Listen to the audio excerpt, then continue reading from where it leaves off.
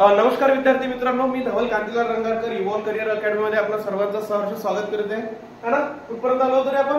कुठपर्यंत काय पाहत होतो आपण? बेसिक स्ट्रक्चर ना. बेसिक स्ट्रक्चर कशाचं? Marathi English basic structure English. काय होतं? Subject plus helping verb plus main verb plus object plus complementary. Clear होतं इथपर्यंत सगळ्यांना? मग इथे हा जो सब्जेक्ट आहे याच्यामध्ये काही कोणाला प्रॉब्लेम होता का?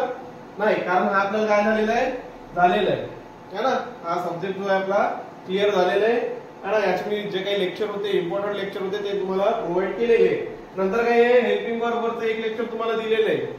हेल्पिंग वर्बवरचा जो पार्ट 1 आहे तो तुम्हाला मी दिलेला आहे ना. आय होप सगळ्यांनी काय केलं असेल तो पाहिला असेल है ना. नंतर लक्षात घ्या. मग राहिलं काय होतं आणखी हा जो सेकंड आपण आज जो बनवतो हा सेकंड पार्ट आहे. आणि लक्षात एक गोष्ट आणखी लक्षात घ्या है ना. आतापर्यंत तुम्हाला जे काही व्हिडिओ वगैरे मिळण्यात डिले झालेले आहे त्याच्यानंतर नाही होईल है ना. आता तुम्हाला रेग्युलर जे काही व्हिडिओ आहेत ते आम्ही प्रोव्हाइड करण्याचा प्रयत्न करू. क्लिअर आहे? चला मग हेल्पिंग वर्ब काय असतात? हेल्पिंग वर्ब काय करतो? एक जनरल आयडिया दिली होती तुम्हाला. हेल्पिंग वर्ब काय असतात? बरं, याचं दुसरं नाव काय होतं? Auxiliary verb. Auxiliary verb. Clear आहे? हेल्पिंग वर्बला आपण काय म्हटलं होतं रे? ऑक्झिलरी वर्ब म्हटलं होतं. नेक्स्ट आणखी काय असते? कशाचा पार्ट होता हा? मेन वर्बचा. Part of main verb. आणखी काय करते रे है ना?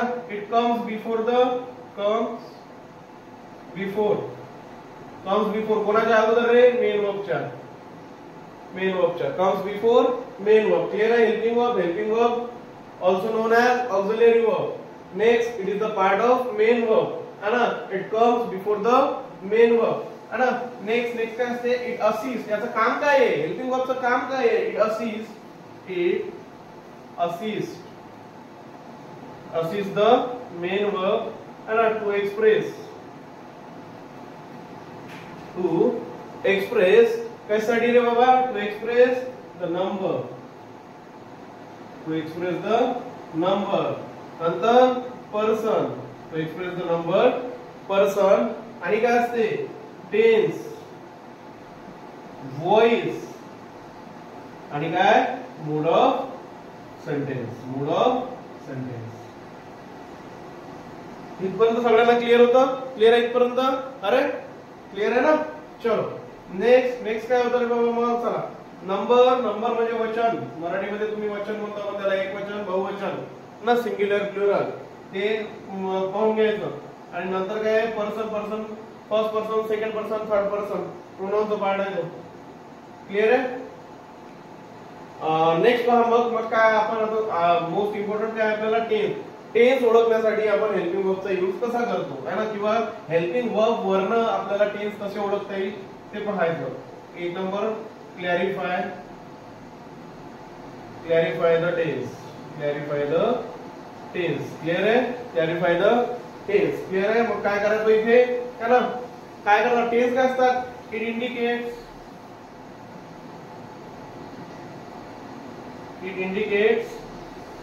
when the action takes place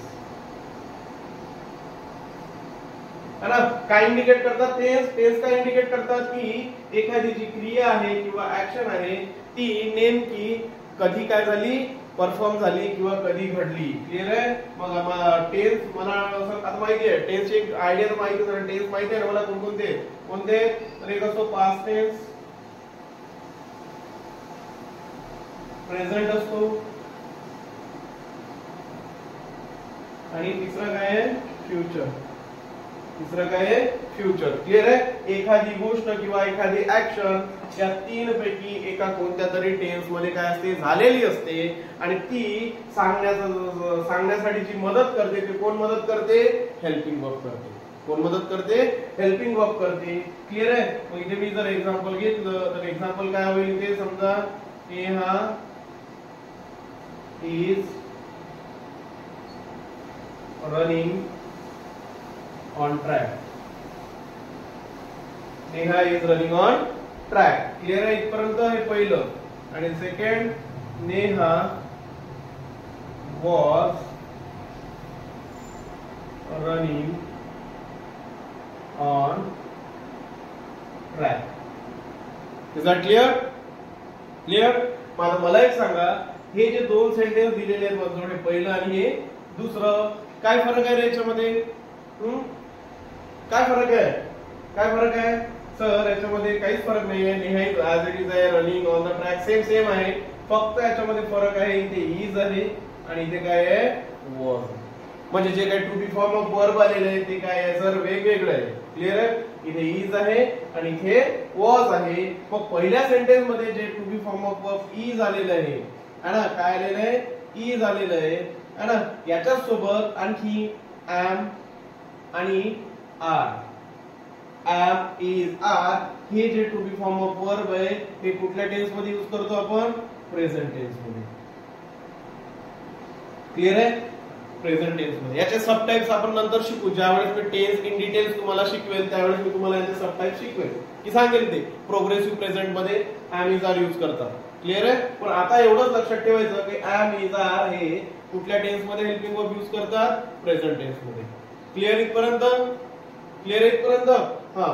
next काय सेंटेन्स होतं रे? म्हणजेच याचाच अर्थ हे दिलेलं जे सेंटेन्स आहे कुठल्या टेन्स आहे? Present tense. पुन्हा एकदा क्लिअर करतो मी, इथे सब टाइप सांगत नाही, नाहीतर मग याल आणि तिथे हुशारपणा तुमचं जे काही नॉलेज आहे ते दाखवण्याचा प्रयत्न करा की सर दिलेलं सेंटेन्स हे कॉन्टिन्युअस प्रेझेंट टेन्स आहे किंवा प्रोग्रेसिव्ह प्रेझेंट टेन्स आहे. जास्त ज्ञान देण्याचा प्रयत्न करू नका. हे एवढंच लक्षात ठेवायचं की हे जे दिलेलं आहे सेंटेन्स प्रेझेंट टेन्स आहे.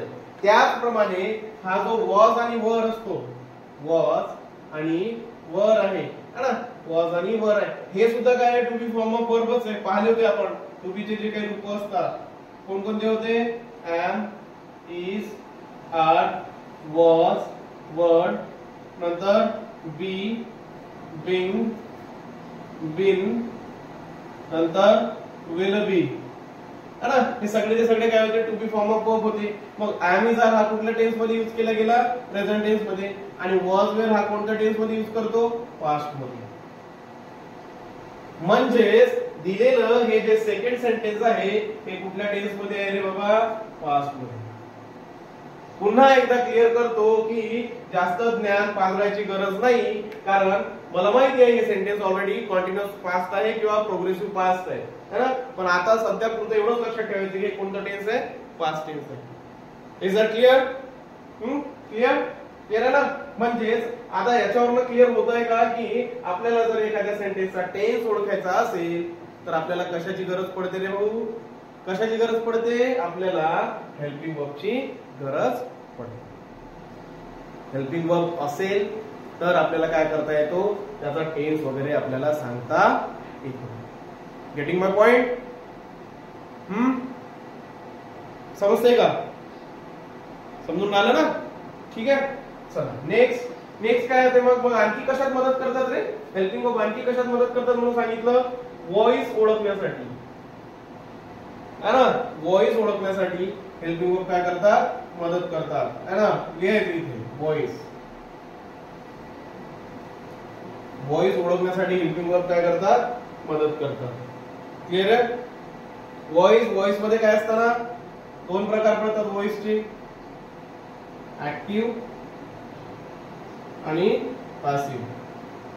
ऍक्टिव्ह आणि पॅसिव्ह. तुमच्या मराठीमध्ये आपण याला कर्तरी आणि कर्मणी प्रयोग करतो. ऍक्टिव्ह मध्ये काय असते रे? इथे जो सब्जेक्ट असतो तुमचा सेंटेन्स मधला, हा सब्जेक्टच काय असतो? सर्व करता धरता ज्याला म्हणतो आपण तो हा सब्जेक्टच असतो. सब्जेक्टच इथे काय असतो? हिरो असतो तुमचा. सब्जेक्टच काय असतो इथे? पिक्चरचा हिरो असतो. म्हणजे जे काही होईल ते सगळं आपण कोणाबद्दल बोललं जाऊ किंवा कोण तिथे परफॉर्म करेल? सब्जेक्ट करेल. बरोबर आहे ना. सब्जेक्टच करेल. इथे जे काही करायचं काम आहे ते कोण करेल? सब्जेक्ट करेल. क्लिअर आहे? आणि पॅसिव्ह व्हॉइसचं जे रचना असते, स्ट्रक्चर असते, ह्याच्यामध्ये जर तुमचा जो काही हिरो आहे तो कोण असते? ऑब्जेक्ट असते. म्हणजेच पॅसिव्ह व्हॉइस मध्ये जो ऑब्जेक्ट राहतो आपला, तो ऑब्जेक्टच कोणासारखं काम करतो? सब्जेक्ट सारखं. क्लिअर आहे. म्हणजेच पॅसिव्ह व्हॉइस मध्ये जो काही मेन करता धरता व्यक्ती असतो तो काय असतो, आमचा ऑब्जेक्ट असतो. इथपर्यंत क्लिअर आहे, इथपर्यंत क्लिअर आहे ना. ऍक्टिव्ह व्हॉइस मध्ये कोण राहतो करता धरता, सब्जेक्ट राहतो. आणि पॅसिव्ह व्हॉइस मध्ये कोण राहतो करता धरता, ऑब्जेक्ट राहतो. इथेच पाहायचं.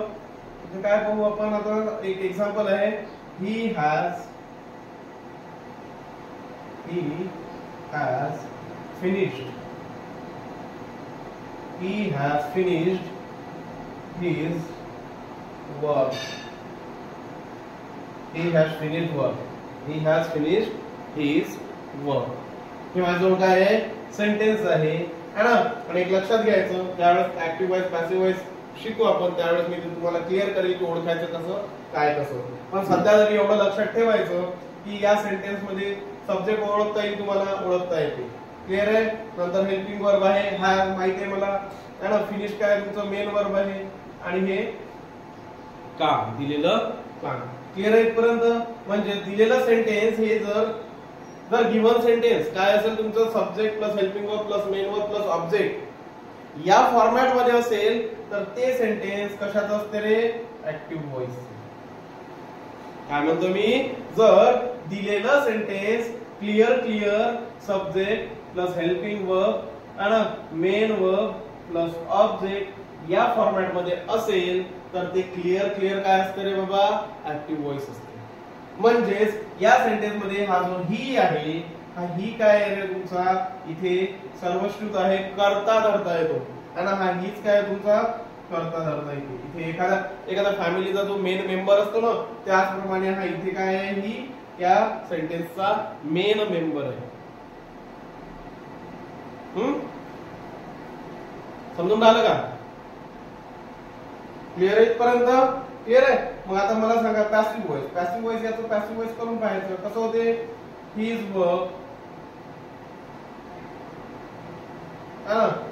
Work has been finished by कोणी रे, हिम. क्लिअर आहे. म्हणजेच कोणाकडून काम संपलं. आता इथे हे जे हिज वर्क होतं हे तुमचं इथे ऑब्जेक्ट होता ना. आता इथे हाच ऑब्जेक्ट इथे काय झालेला आहे, सब्जेक्ट झालेला आहे. बरोबर आहे, सब्जेक्ट झालेला आहे. म्हणजेच जो ऑब्जेक्ट होता तो काय बनलेला आहे, सब्जेक्ट झालेला आहे ना. इथे म्हणजे मग इथे करता करता कोण झालेलं आहे तुमचं, करता करता कोण झालेलं आहे, ऑब्जेक्ट झालेलं आहे. क्लिअर आहे. आणि असं स्ट्रक्चर येते का ते, subject plus helping verb plus main verb plus object plus complementary verb, नाही येत है ना. कारण ऑब्जेक्टला आपण काय बनवतो, सब्जेक्ट बनवतो. क्लिअर आहे. आणि शिवाय परफेक्ट टेन्स मध्ये काय लागलेलं आहे, एक्स्ट्रा शब्द बीन लागलेला आहे है ना. हे सगळं आपण ऍक्टिव्ह व्हॉइस पॅसिव्ह व्हॉइस मध्ये चेक करू. आता फक्त एवढंच लक्षात ठेवायचं की टेन्स क्लॅरिफाय करताना है ना, वाक्याचे व्हॉइस ओळखताना आपल्याला हेल्पिंग वर्बची गरज भासते. हेल्पिंग वर्ब त्यासाठी पुरेपूर आपली मदत देत असतात. क्लिअर आहे. इथपर्यंत क्लिअर होतं सगळ्यांना, क्लिअर आहे. आणखी एक पॉइंट लक्षात घ्या है ना. जेव्हा पॉइंट कुठला, एक लक्षात घ्या पॉइंट, छोटासा पॉइंट आहे. हे तर क्लिअर आहे ना, क्लॅरिफाय द टेन्स आणि व्हॉइसेस. क्लिअर आहे. नेक्स्ट पॉइंट आहे आपला form question and negatives. Form, question and negative sentence. Form, question and negative sentence. है ना. मग आता मला काय करायचं आहे, एखाद्याला क्वेश्चन विचारायचं आहे. क्वेश्चनचे प्रकार असतात, verbal question, non verbal question आहे ना. काही डिस्क्रिप्टिव्ह टाइपचे असतात, काही रेटोरिकल असतात, यस नो असतात, हो किंवा नाही वाले क्वेश्चन. क्लिअर आहे. तर लक्षात घ्या, हे फॉर्म करण्यासाठी, क्वेश्चन फॉर्म करण्यासाठी सुद्धा आपल्याला कशाची गरज भासते, आपल्याला हेल्पिंग वर्बच काय करते, मदत करते. म्हणजे मोस्ट इम्पॉर्टंट रोल प्ले करण्याचं जे काम आहे ते कोण करून राहिलं रे बाबा, मेन वर्ब तर करतेच करते, पण त्याच्या सोबत जो आहे तो कोण आहे, हेल्पिंग वर्ब आहे ना. Without helping verb main verb सुद्धा काय आहे, अपूर्ण आहे ना. Without helping verb main verb सुद्धा काय आहे, कधी कधी अपूर्ण असतो. लक्षात घ्यायचं आहे ना. तर थर्ड पॉइंट काय आहे, हा काय करण्यास मदत करते, क्वेश्चन फॉर्म करण्यास मदत करते. जसं मला एखाद्याला विचारायचं आहे की तुला पिझ्झा आवडतो का, तर आपण काय विचारतो, डू यू लाईक पिझ्झा, आणि क्वेश्चन मार्क द्यायला विसरायचं नाही. Do you like pizza, yes असेल तर यस, नो असेल तर नो. पण हा जो डू आहे, हा डू काय आहे रे बाबा, हा हेल्पिंग वर्ब आहे. डू काय आहे, helping verb. You like pizza असं काय विचारा, यू लाईक पिझ्झा म्हटलं तर ते स्टेटमेंट होईल है ना, तुला काय आवडतो, पिझ्झा आवडतो, एक स्टेटमेंट होईल, ते जनरल. क्वेश्चन होईल का, नाही. क्वेश्चन करण्यासाठी आपल्याला तिथे कशाने सुरुवात करावी लागेल, हेल्पिंग वर्बने सुरुवात करावी लागेल. इज दॅट क्लिअर, क्लिअर है ना. नेक्स्ट म्हणजे हा हे कशाचा फॉर्म होता रे, हा डू, टू डूचा है ना. कोणकोणते होते त्याच्यामध्ये, डू, डज आणि काय, डीड आणि काय, विल डू, विल डू. हेपर्यंत क्लिअर होतं सगळ्यांना है ना. काय करण्यासाठी, क्वेश्चन फॉर्म करण्यासाठी, क्वेश्चन फॉर्म करण्यासाठी है ना. नंतर आता हे पाहू आपण इथे काय, he has finished his work, has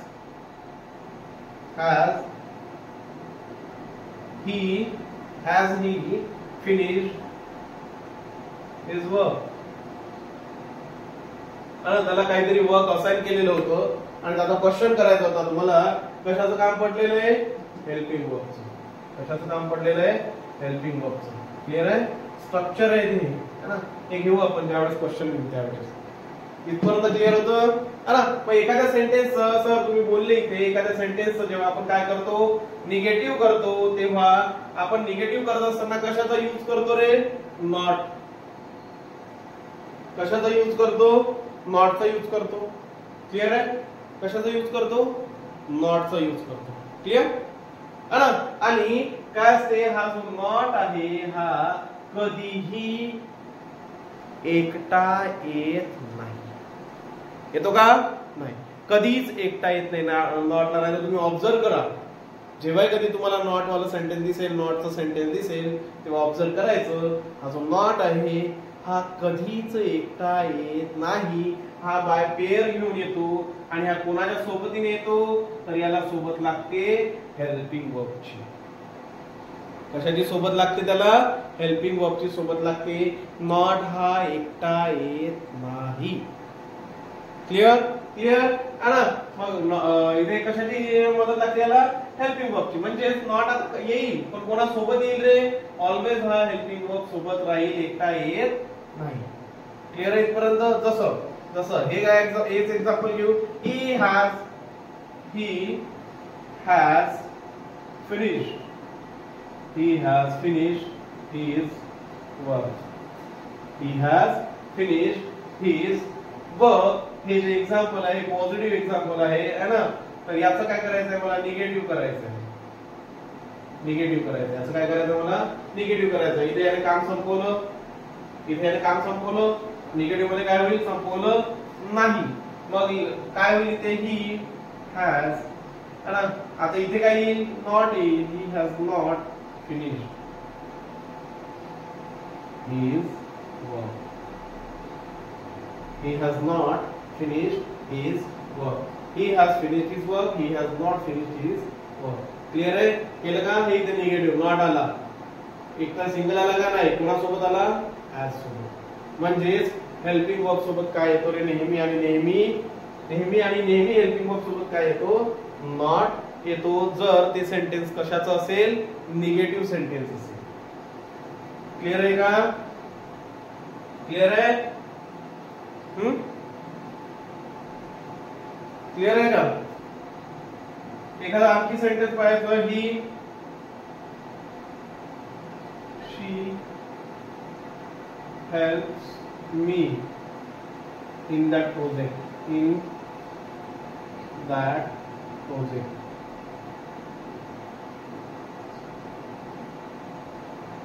She helps me in this project. She helps me in this project. मग आता मला याचं काय करायचंय, निगेटिव्ह करायचंय. तर निगेटिव्ह कसं कराल रे बाबा, कसं कराल निगेटिव्ह. सर ह्याच्यामध्ये हेल्पिंग वर्ब नाहीये आणि हेल्पिंग वर्ब नाहीये, म्हणजेच आता मग मी असं होईल का, हे करते वेळी she not help me in this project. She not help me in this project. असं होते का हे? असं होते का? शक्य आहे का हे? नाही. का? कारण सर तुम्ही अगोदर बोललेले आहे हा जो नॉट आहे हा सिंगल येत नाही, एकटा येत नाही. हा कोणाला ना कोणाला तरी काय करतो, सोबत घेऊन येतो. पण सर दिलेलं सेंटेन्स सिंपल प्रेझेंट टेन्स आहे, त्याच्यामुळे आणि सिंपल प्रेझेंट टेन्सचं जे स्ट्रक्चर आहे त्याच्यामध्ये काय नसते रे बाबा, हेल्पिंग वर्ब नसते. मग आता इथे आता काय करायचं सर? आता तर फसलो ना आपण? नाही फसलो का?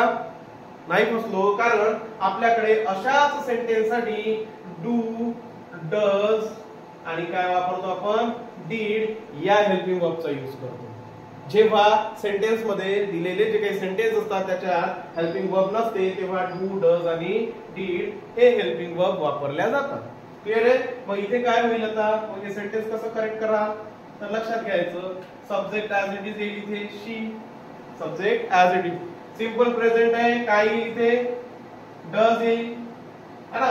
तृतीय पुरुषी एकवचनी है ना. Third person singular third person है ना. तर काय? शी डज. आता इथे काय घ्यायचं आपल्याला? नॉट. She does not.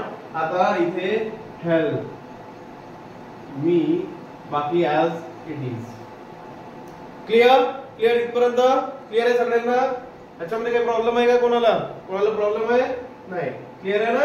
है ना. तीन गोष्टी आपण काय केल्या, कंप्लीट केलेल्या, पूर्ण केलेल्या आहेत. पहिलं काय होतं? Clarify the tense. टेन्स कसे ओळखायचे ते सांगितलेले आहे. हेल्पिंग वर्ब वरून आपण टेन्स क्लॅरिफाय करतो. नेक्स्ट व्हॉइस ठरवतो हेल्पिंग वर्ब वरून. आणि आपल्याला क्वेश्चन फॉर्म करायचे असेल तर हेल्पिंग वर्बचा आपण यूज करतोय है ना. निगेटिव्ह बनवायचं असेल तर आपण हेल्पिंग वर्बचा यूज करतोय. Do, does, did. क्लिअर आहे इथपर्यंत? आणि तिथे सुद्धा डज नॉट आलेलं आहे.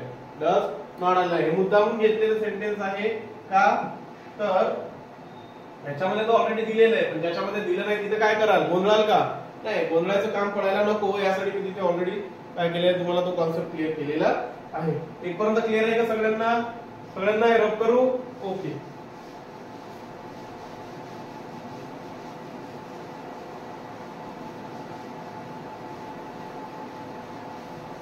चलो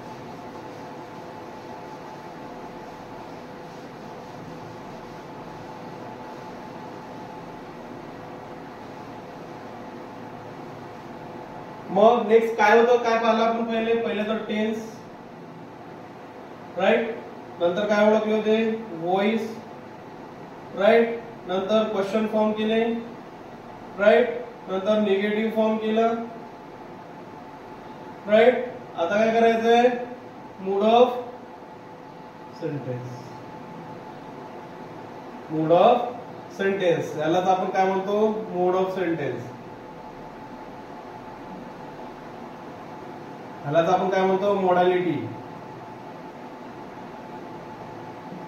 क्लिअर आहे? Mood of sentence, modality sentence. काय असतात रे मूड ऑफ सेंटेन्स? एक जनरल व्याख्या आपल्याला पाहायचं नाही. हे मी उद्याचं लेक्चर आणि परवाचं लेक्चर दोन टॉपिक मध्ये क्लिअर करेल. क्लिअर आहे?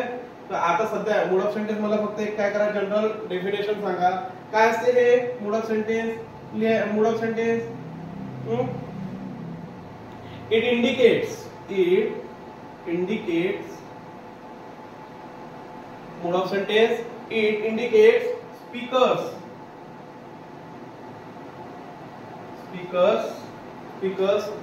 attitude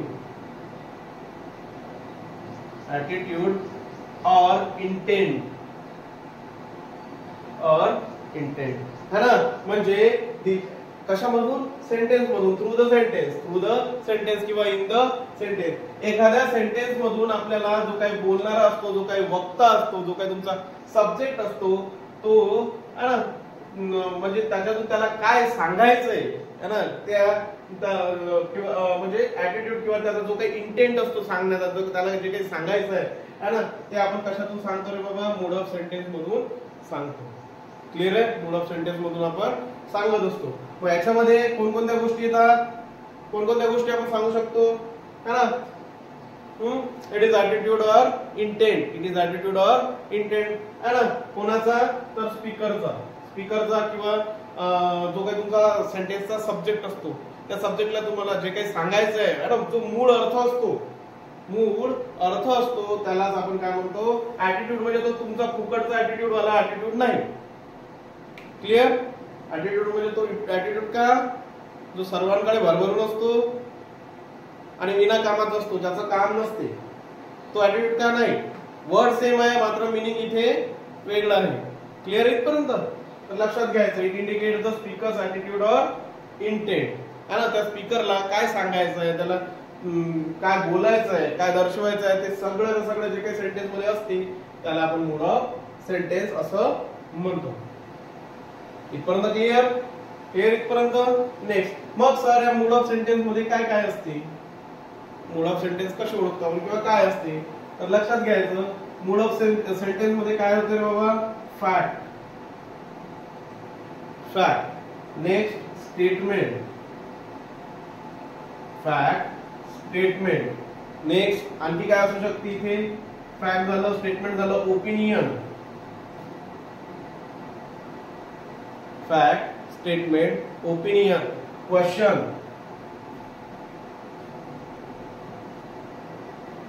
fact statement opinion question request.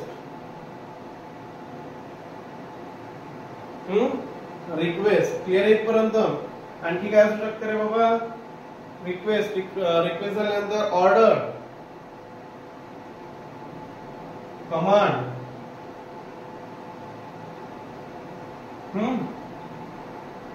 कळतंय? Hypothetical situations.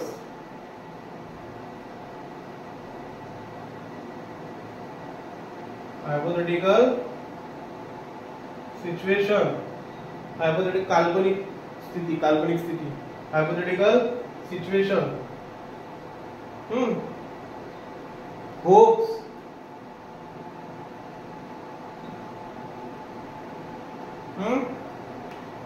डिजायर.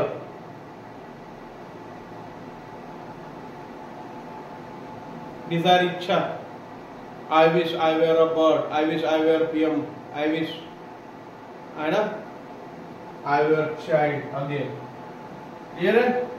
तर लक्षात घ्या सिच्युएशन, होप्स, डिझायर, नंतर पॉसिबिलिटीज.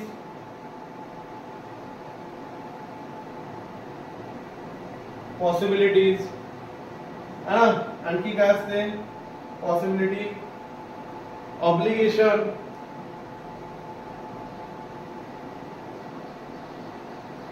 ऍडवाइस. कळतंय? समजून राहिलं का? समजते का? हे समजून राहिलं? क्लिअर आहे? काय दर्शवतो आपण मग मूड ऑफ सेंटेन्स मधून? Fact, statement, opinion, question, request, order, command, hypothetical situation, hopes, desire, possibilities, obligation, advice. है ना. ऍडवाइस. आणखी काही आहे का? काही आहे आणखी? आहे का? काय आहे? परमिशन. काय आहे? परमिशन. क्लिअर आहे? या सगळ्या ज्या गोष्टी असतात समजा है ना, या ज्या गोष्टी आहेत कुठल्या, तर ऑर्डर आहे, कमांड आहे, हायपोथेटिकल सिच्युएशन आहे, होप्स आहे, डिझायर आहे, रिक्वेस्ट आहे है ना, पॉसिबिलिटीज आहे, ऑब्लिगेशन्स आहे, ऍडवाइस आहे, परमिशन आहे. या सगळ्या गोष्टी आपण कशा थ्रू सांगण्याचा प्रयत्न करतो रे बाबा? कशा थ्रू सांगण्याचा प्रयत्न करतो है ना. तर त्यासाठी आपण स्पेशल जे काही आपल्याकडे हेल्पिंग वर्ब आहेत ते यूज करतो. जसं shall, should, will, would, नंतर can, could, may, might, must, used to, need to, ought to. Clear इथपर्यंत? आणि डेअर टू. आणि डेअर टू हे जे काही हेल्पिंग वर्ब आहे, या हेल्पिंग वर्बचा आपण काय करतो, यूज करतो. क्लिअर आहे? ह्यातल्या काही गोष्टी स्टेटमेंट वगैरे सांगण्यासाठी. इथपर्यंत क्लिअर आहे सगळ्यांना क्लिअर आहे? मोड ऑफ सेंटेन्स हे दाखवतो. मोड ऑफ सेंटेन्स मध्ये आपण कोणकोणत्या गोष्टी इंडिकेट करतो, है ना? स्पीकरचा जो काय ऍटिट्यूड असतो, इंटेंट असतो, त्याला जे काही सांगायचं असते ते. मग एक स्पीकर काय काय सांगतो रे बाबा, तो फॅक्ट सांगतो, स्टेटमेंट सांगतो, ओपिनियन सांगतो, क्वेश्चन सांगतो, रिक्वेस्ट करतो, राईट, ऑर्डर देतो, कमांड देतो, हायपोथेटिकल सिच्युएशन असते तिथे यूज केल्या जाते. नंतर होप्स असतात, डिझायर असतात, पॉसिबिलिटीज असतात, ऑब्लिगेशन असतात, ऍडवाइस असते, परमिशन असते. आणि या सगळ्या गोष्टी शो करण्यासाठी कोणते वापरले जातात helping verb? Shall, should, will, would, can, could, may, might, must, use to, need to, ought to, dare to. बरोबर आहे? आणि यालाच आपण कोणते ऑक्झिलरी वर्ब म्हणतो रे बाबा? कोणते ऑक्झिलरी वर्ब म्हणतो याला आपण? Modal auxiliary verb. कोणते? Modal auxiliary verb. काय आहे हे? मॉडेल ऑक्झिलरी वर्ब आहे. इथपर्यंत क्लिअर आहे सगळ्यांना क्लिअर आहे इथपर्यंत? क्लिअर आहे ना? काय साठी काय वापरल्या जाते आणि कोणाला काय म्हणते, इथपर्यंत क्लिअर आहे? ठीक आहे ना? तर आता लक्षात घ्या मित्र, हे जो आहे मोड ऑफ सेंटेन्स है ना, हा सेपरेट टॉपिक आहे. आणि हा मॉडेल ऑक्झिलरी हा काय आपल्या हेल्पिंग वर्ब मधलाच काय आहे? टाइप आहे. हेल्पिंग वर्बचाच काय आहे? तो टाइप आहे. तर हे दोन्ही जे लेक्चर आहेत हे मी सेपरेट घेईन. एक लेक्चर माझं याला जाईल, मॉडेल ऑक्झिलरी वर्बला. होऊ शकते त्याला जास्त एकापेक्षा जास्त लेक्चर लागू शकते. क्लिअर आहे? एकापेक्षा जास्त लेक्चर त्या मॉडेल ऑक्झिलरी वर्बला लागू शकते. क्लिअर आहे? आणि एक लेक्चर माझं याच्यामध्ये जाईल. क्लिअर आहे? असे दोन लेक्चर मी तुम्हाला काय करेल उद्या आणि जो नेक्स्ट डे आहे तेव्हा देईल. क्लिअर आहे? इथे काय करू आपण, इथे आपण आपलं लेक्चर काय करू, थांबू. पुढे तुम्हाला काय जे काही द्यायचं असेल ते मी तुम्हाला पुढे नेक्स्ट लेक्चर मध्ये आपण काय जे आहे ते चालू ठेवू. ठीक आहे? इथे इथपर्यंत काय करू, इथे थांबू आपण, है ना? मित्र काय करा, चॅनलला सबस्क्राईब करा, है ना? आणि मोस्ट इम्पॉर्टंट पहिले अगोदर व्हिडिओ वॉच करा, है ना? हा तुमच्यासाठी बनवत आहे आम्ही.